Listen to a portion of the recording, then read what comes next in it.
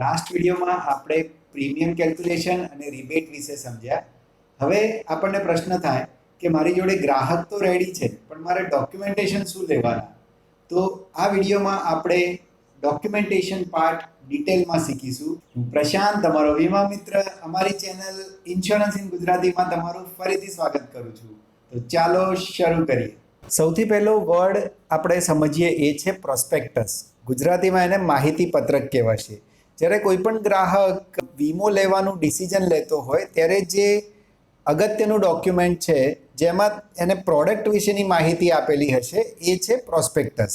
Right? Prospectus જોયા પછી જ ગ્રાહક ડિસિઝન લેતો હોય છે કે આ પ્રોડક્ટ મારે લેવી કે ના લેવી. તો એવું કહેવાય કે માહિતી પત્રક એ વીમા કંપની દ્વારા અગત્યનું એક ઔપચારિક દસ્તાવેજ છે જે ઉપયોગમાં લેવાય છે. હવે ફ્રેન્ડ્સ, આપણે બીજો વર્ડ પ્રસ્તાવ ફોર્મ કે પ્રપોઝલ ફોર્મ સમજીએ. જ્યારે બી પોલિસીનો કરાર બને છે તો એ કરાર માટે જે ડિટેલ માહિતી આપણે ગ્રાહકને લેતા હોઈએ છીએ એ પ્રસ્તાવ ફોર્મમાં ભરવામાં આવે છે. તો પ્રસ્તાવ ફોર્મ એ રીતે એક અગત્યનું દસ્તાવેજ છે, કારણ કે એના ઉપરથી જ વીમાનો કરાર બને છે. થર્ડ વર્ડ જે છે એ છે એજન્ટનો રિપોર્ટ. રિપોર્ટનું ગુજરાતી થશે ફ્રેન્ડ્સ અહેવાલ. રાઈટ? તો એજન્ટ પોલિસી ધારકને જનરલી મળતો હોય છે ફેસ ટુ ફેસ, અને એ ફેસ ટુ ફેસ મળ્યા પછી એની અગત્યની માહિતી જે એના જોખમને અસર કરે છે એ દરેક એ એક રિપોર્ટમાં ભરતો હોય છે. એને આપણે એજન્ટનો રિપોર્ટ કે અહેવાલ કહીએ છીએ. આ રિપોર્ટ એ કંપનીને આપે છે. એજન્ટ દ્વારા જ્યારે આ રિપોર્ટ કંપનીને મળે છે તો એ રિપોર્ટ અંડર રાઇટિંગ ડિપાર્ટમેન્ટમાં જાય છે. તો હવે આપણે અંડર રાઇટિંગનો મતલબ શું છે એ સમજીએ. જે ડિપાર્ટમેન્ટ એજન્ટે જે માહિતી આપી કંપનીને એના પરથી પોલિસી ધારકના જોખમની આકારણી કરે છે એને અંડર રાઇટિંગ ડિપાર્ટમેન્ટ કહેવાય છે. ત્યાં એક વ્યક્તિ હોય છે જેને જનરલી અંડર રાઇટર કહેવાતો હોય છે. હવે અહીંયા અંડર રાઇટિંગનું ગુજરાતી ચકાસણી શાખા એવા વર્ડ પણ એક્ઝામમાં યુઝ કરતા હોય છે. તો એ વસ્તુનું તમે ખાસ ધ્યાન રાખજો. હવે અહીં ઘણીવાર એક્ઝામમાં તમને પૂછાય છે કે who is primary under writer? પ્રાથમિક વીમાંકન અધિકારી કોણ છે? તો જવાબ આવશે એજન્ટ. કેમ? કારણ કે એજન્ટ એ વ્યક્તિ છે જે ગ્રાહકને રૂબરૂ મળે છે, ફેસ ટુ ફેસ મળે છે. તો એ ગ્રાહક વિશે વધારે સારી માહિતી લઈ શકશે. રાઈટ? તો આ એક વસ્તુ યાદ રાખજો. બીજું એ પણ આવે છે કે એજન્ટનો જે રિપોર્ટ હોય છે એમાં કઈ કઈ માહિતી જનરલી કવર થતી હોય છે. તો એમાં પોલિસી ધારક જે બી છે એના કામનો પ્રકાર, એના આરોગ્યની માહિતી, એની આદતો કેવી છે અને એના પરિવારની માહિતી. તો આ બધી માહિતી એજન્ટના રિપોર્ટમાં જનરલી કવર થતી હોય છે. આવો ફ્રેન્ડ્સ, હવે આપણે એક બીજો વર્ડ સમજીએ. એ છે મેડિકલ એક્ઝામિનર રિપોર્ટ કે તબીબી નિરીક્ષણ રિપોર્ટ. રાઈટ? તો આ શું છે? ઘણા કિસ્સાઓમાં કંપની પોલિસી ધારકનું મેડિકલ રિપોર્ટ પણ કરાવતી હોય છે, જેમાં એના generally body checkup, blood pressure, sugar, આ બધી માહિતી કંપની એક રિપોર્ટ સ્વરૂપે બનાવતી હોય છે, જેને મેડિકલ એક્ઝામિનર રિપોર્ટ કહેવાય છે. આ રિપોર્ટની અગત્યતા એ છે કે એના પરથી કંપની જે વીમા લેવાવાળો વ્યક્તિ છે એનું કહેવાય કે કંપની એનું શારીરિક રિસ્ક નક્કી કરતી હોય છે. અહીં આ જે રિપોર્ટ બને છે મેડિકલ એક્ઝામિનર રિપોર્ટ, એ કંપનીના પેનલ ડૉક્ટર દ્વારા જ લેવામાં આવે છે. આ પછી એક પોઈન્ટ છે, એ છે નૈતિક હાનિ અહેવાલ અથવા મોરલ હઝાર્ડ રિપોર્ટ જેને કહી શકાય. આ શું છે? તો અહીંયા સમજો કે કોઈ વ્યક્તિ વીમા પોલિસી લે છે. એ વીમા પોલિસી લીધા પછી એની વર્તણૂક બદલાય છે. તો એ જે એટીટ્યૂડના લીધે જે જોખમ ઊભું થયું કંપની માટે, એને આપણે નૈતિક જોખમ કહીશું. રાઈટ? ચલો થોડાક એક્ઝામ્પલથી સમજીએ. કોઈ વ્યક્તિ વીમો લે છે અને વીમો લીધા પછી એ એવું વિચારે છે કે હવે મારી જોડે પોલિસી છે તો હું કોઈ પણ વધુ રિસ્કવાળા કામ છે એ કરી શકું. તો આ જે એની વર્તણૂક છે એ એક્ઝામ્પલ છે કે કંપનીના ઉપર આના લીધે નૈતિક જોખમ ઊભું થયું. કોઈ વ્યક્તિ પોલિસી પહેલાં એક્ઝામ્પલ તરીકે સ્મોકિંગ નહોતો કરતો, પોલિસી લીધાના 1 વર્ષ પછી હવે એવું વિચારે છે કે હવે હું સ્મોકિંગ કરી શકું કારણ કે મારી જોડે વીમા પોલિસી છે. તો એ જે એની વર્તણૂક થઈ એ શું થશે? કંપની માટે એ નૈતિક જોખમમાં વધારો થશે. એને ઇંગ્લિશમાં આપણે મોરલ હઝાર્ડ કહીશું. ઘણા કિસ્સાઓમાં કંપની દ્વારા જ્યારે મોટી રકમનો વીમો ગ્રાહક દ્વારા માંગવામાં આવે એવા કેસીસમાં યા ખૂબ મોટું પ્રીમિયમ ભરવાવાળા કેસીસમાં આ પ્રકારનો રિપોર્ટ જનરલી કંપની મેનેજર દ્વારા ભરાવતી હોય છે. હવે પછીનો પોઈન્ટ એક જે બુકમાં તમને ફ્રેન્ડ્સ આપવામાં આવ્યો છે એ છે કે ઉંમરનો પુરાવો એ ખૂબ જ અગત્યનું ડોક્યુમેન્ટ છે. આગળ પણ આપણે જોયું કે જે મોર્ટાલિટી રેટ છે, માણસની ઉંમર જેમ વધે એમ એના મૃત્યુ થવાના ચાન્સ વધે છે. તો એજના પુરાવા એ કંપની માટે એક અગત્યનું ડોક્યુમેન્ટ છે.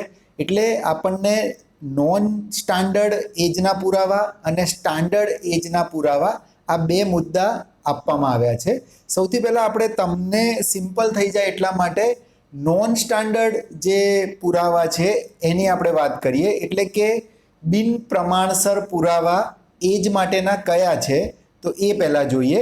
તો એમાં છે કે સેલ્ફ એટેસ્ટેડ કોઈ સોગંદનામું વ્યક્તિ આપે તો એ નોન સ્ટાન્ડર્ડ છે. ગ્રામ પંચાયતનું કોઈ પ્રમાણપત્ર ઉંમરનું આપે તો એ પણ નોન સ્ટાન્ડર્ડ છે.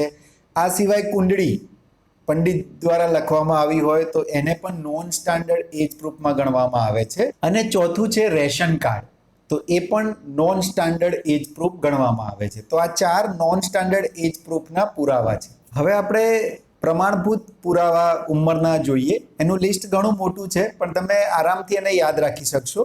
કોઈ સ્કૂલ કે કોલેજનું પ્રમાણપત્ર હોય કે જેમાં જન્મ તારીખ લખેલી હોય એને સ્ટાન્ડર્ડ ગણવામાં આવે છે.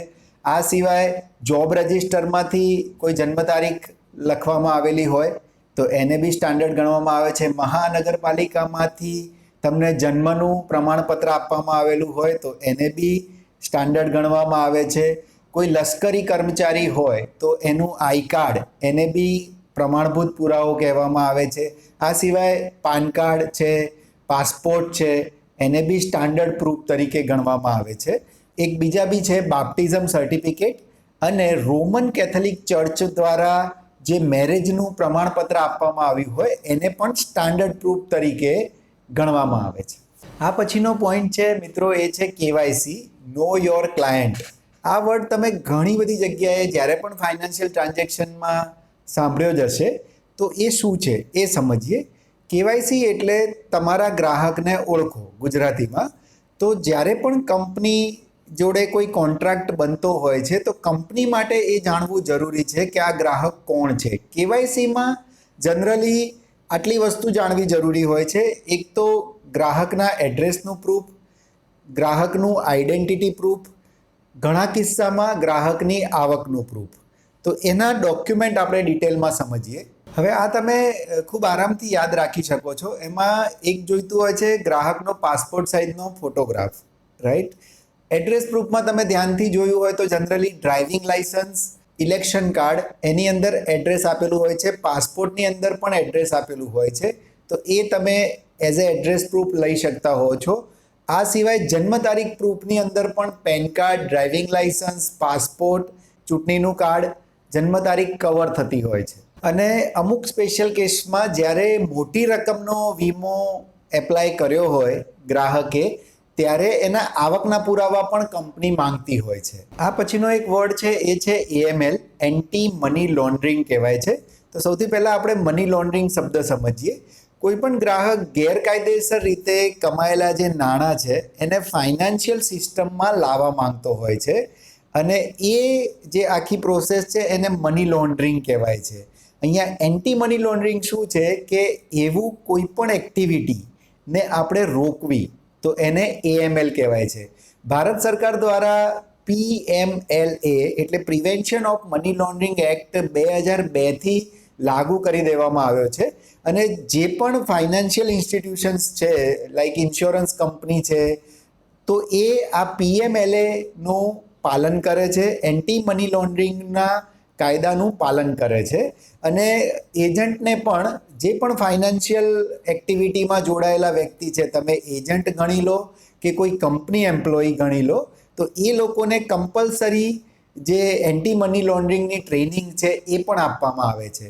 તો તમે અને હું આપણે આવી કોઈ પણ એક્ટિવિટીને અટકાવીએ એના માટે આ કાયદો બનાવવામાં આવ્યો છે. દરેક વીમા કંપનીએ કમ્પલસરી આ AML ગાઈડલાઇન્સ ફોલો કરવાની હોય છે. આ પછી એક લાસ્ટ પોઈન્ટ જે બુકમાં તમને આપવામાં આવ્યો છે એ છે ફ્રી લુક પીરિયડ. આગળ પણ આ પોઈન્ટ આપણે કવર કર્યો જ છે. એને બીજું નામ છે કુલિંગ ઓફ પીરિયડ. તો આ 15 દિવસ હોય છે. આ શું છે? તો પહેલાં મેં જ્યારે તમને જણાવ્યું હતું એ પ્રમાણે કોઈ પણ ગ્રાહક પોલિસી દસ્તાવેજ એના હાથમાં આવે પછી એના 15 દિવસની અંદર એનો પોલિસી કરાર બંધ કરાવી શકે છે. આની અંદર એક મુદ્દો તમને બુકમાં આપવામાં આવ્યો છે કે જ્યારે પણ ગ્રાહક આ બંધ કરાવશે તો કંપની એનું પ્રીમિયમ એને રિફંડ આપી દેશે. પણ એ રિફંડમાં કયા કયા ચાર્જીસ કંપની કાપશે એ યાદ રાખજો. તો સમજો કે અગર કંપની દ્વારા મેડિકલ કરવામાં આવ્યું હોય તો એ મેડિકલનો ખર્ચ એ રિફંડમાંથી કાપી લેવામાં આવશે. આ સમયગાળા દરમિયાન જે કંપનીએ રિસ્ક કવર કર્યું તો એ રિસ્ક માટેનું જે પ્રીમિયમ હશે એ કાપી લેવામાં આવશે અને જે સ્ટેમ્પ ડ્યુટીના ચાર્જીસ છે એ કાપવામાં આવશે. તો આ 3 વસ્તુ એક નાની એમાઉન્ટ હશે જનરલી એ કટ કરીને બાકીનું પ્રીમિયમ ગ્રાહકને રિફંડ આપી દેવામાં આવશે ફ્રી લુક પીરિયડ દરમિયાન. હવે ફ્રેન્ડ્સ એક લાસ્ટ વર્ડ બોનસ ડિટેલમાં સમજીએ અને પછી અહીંયા આપણે આપણું ચેપ્ટર પૂરું કરીએ છીએ. જ્યારે બી આપણે આ વર્ડ સાંભળીએ છીએ બોનસ તો આપણને એક ખુશી મળતી હોય છે. એ દિવાળી બોનસ હોય, કોઈ પણ પ્રકારનું ફેસ્ટિવલ બોનસ હોય કે વાર્ષિક પગાર વધારાનું બોનસ હોય, રાઈટ? તો બોનસના ઇન્સ્યોરન્સની અંદર ટોટલ 3 પ્રકાર છે. તો એ ડિટેલમાં સમજીએ. સૌથી પહેલું છે એ છે સિમ્પલ રિવર્સનરી બોનસ. ગુજરાતીમાં એને પ્રત્યાવર્ધક બોનસ કહેવાતું હોય છે. પહેલું તો સમજો કે કંપની જે બોનસ છે એ સમ એશ્યોર્ડ ઉપર ગણતી હોય છે અને અહીંયા દર વર્ષે કંપની એક બોનસ ડિક્લેર કરતી હોય છે એના નફાની અનુસાર. કંપની જનરલી નાણાકીય વર્ષ પૂરું થાય ત્યારે પોલિસીની અવધિ અનુસાર દર વર્ષે બોનસ ચૂકવતી હોય છે.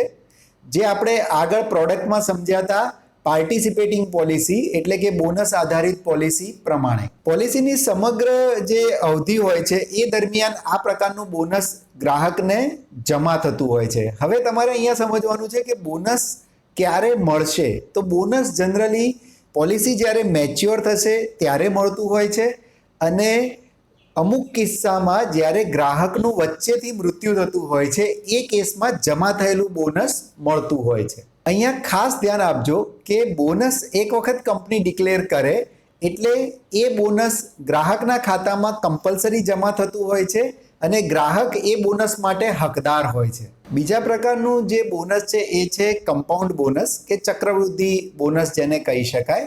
દર વર્ષે જે બોનસ ડિક્લેર થાય છે એ સમ એશ્યોર્ડમાં ઉમેરાય છે અને એના ઉપર જે બોનસ ગણવામાં આવે છે એને કમ્પાઉન્ડ બોનસ કહેવાતું હોય છે. ટર્મિનલ બોનસ એ ત્રીજા પ્રકારનું બોનસ છે. આને પરસિસ્ટન્સી બોનસ પણ કહેવાય છે.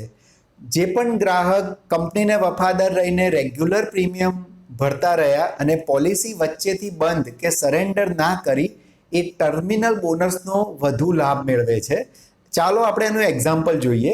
2020માં જે પણ ટર્મિનલ બોનસ ડિક્લેર થયું તો 2020 અને 21માં જે પોલિસી મેચ્યોર થાય છે એને એ લાગુ પડશે. એટલે કે કોઈ પણ ક્લેમ 2020-21માં આવે છે એને જ એ લાગુ પડશે. અહીંયા ટર્મિનલ બોનસમાં ખાસ સમજજો, કંપની સાથે જેટલા લાંબા સમયગાળા માટેનો આપણો કરાર છે એટલો આપણને ટર્મિનલ બોનસનો લાભ વધારે મળશે. 25 વર્ષની પોલિસી ટર્મ હશે અને એની સામે જો 20 વર્ષની પોલિસી ટર્મ હશે તો 25 વર્ષની પોલિસી ટર્મ વાળા ગ્રાહકને ટર્મિનલ બોનસનો લાભ વધારે મળશે. તો ફ્રેન્ડ્સ અહીંયા આપણે આપણું ચેપ્ટર પૂરું કરીએ છીએ અને તમારા તરફથી મને ખૂબ સારા કોમેન્ટ્સ મળી રહ્યા છે. આ વિડીયોને આજે જ લાઈક અને તમે હજુ પણ મારી ચેનલ સબસ્ક્રાઇબ નથી કરી તો હમણાં જ સબસ્ક્રાઇબ કરો. Keep learning.